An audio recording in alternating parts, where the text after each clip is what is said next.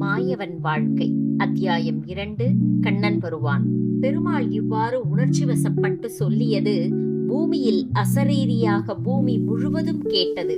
அவரது மனநிலையில் மாற்றம் ஏற்பட்டதை கவனித்த ஆதிசேஷன், அமைதி பிரபு, அமைதி, தயை கூர்ந்து பொறுத்தருள்க என்றார். பகவான் அமைதி அடைந்ததும், பிரபு, அப்படி எனில் 8வது குழந்தையாக நீங்கள் பிறக்கப் போகிறீர்களா என கேட்டார்.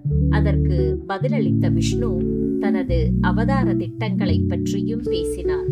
ஆம் ஆனந்தா, 7வது குழந்தையாக நீ உருவாகி மற்றொரு தாயின் கருவில் பிறப்பாய் என்றார். இதை கேட்ட ஆதிசேஷன் முகத்தில் குழப்பம் தெரிந்தது. அதில் வருத்தமும் கலந்திருந்தது. தயக்கமாக எத்தனை சந்தேகத்தை வெளியிட்டான். பிரபு, சென்ற அவதாரம் போல் நாம் ஒன்றாக இருக்க மாட்டோமா என்றார். அதற்கு பகவான், இந்த 2 அவதாரங்களில் மாறாமல் இருக்கப் போவது நம் ஒற்றுமை மட்டும்தான் ஆனந்தா என்றார். அவர் சொல்வதற்கான அர்த்தம் புரியாத அந்த நாகம், என்ன சொல்கிறீர்கள், எனக்கு எதுவும் புரியவில்லையே பிரபு என்றார். பகவானோ ஆதிசேஷனை வித்தியாசமாக பார்த்தபடியே, புரியும்படி சொல்கிறேன் கேள். சென்ற அவதாரத்தில் நான் மனித விதிமுறைகளுக்கு உட்பட்டு வாழ்ந்தேன். ஆனால் இம்முறை அப்படி இல்லை. மேலும் ராமன் சீதையை தவிர யாரையும் ஏறெடுத்து பார்த்தது கூட இல்லை. அவனை விரும்பிய பல பெண்கள் ஏமாற்றமடைந்தனர். அவர்கள் அனைவரும் இம்முறை என்னை அடைவார்கள் என்றார். பதிலாக ஆனந்தன், ஏன் பிரபு விதிகளை மீற வேண்டும் என்றார்.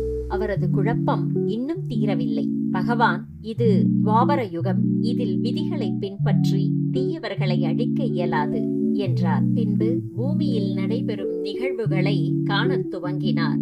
அங்கு கம்சன் நடுநடுங்கிக் கொண்டிருந்தான். பின் தன் மரணத்தை பற்றி கேட்டு பயப்படாமல் எப்படி இருப்பான்? பின் அந்த நடுக்கம் ஒரு கொடூர செயலுக்கு வழிவகுத்தது. தன் தங்கையின் உயிரை பறிக்க எண்ணி வாளுடன் தன் தங்கையை நெருங்கினான். உடனே தங்கை கதறத் தொடங்கினாள். அண்ணா, என் குழந்தை உன் மருமகன் அல்லவா? அவன் உன்னை கொல்வானா?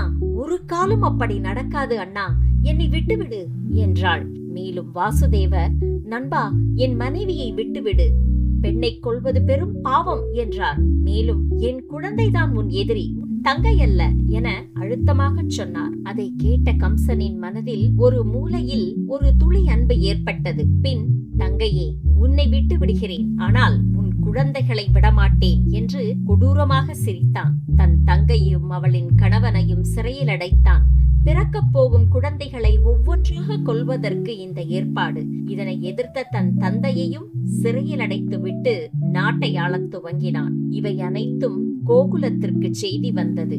கோகுலத்தின் தலைவர் நந்தகோபர். அவருக்கு 2 மனைவிகள். அவர்கள் பெயர் ரோஹிணி மற்றும் யசோதா ஆகும். கோகுலம் மதுராவுக்கு உட்பட்ட ஒரு சிற்றூர் ஆகும். மேலும் நந்தகோபர் வாசுதேவரின் நண்பராவார்.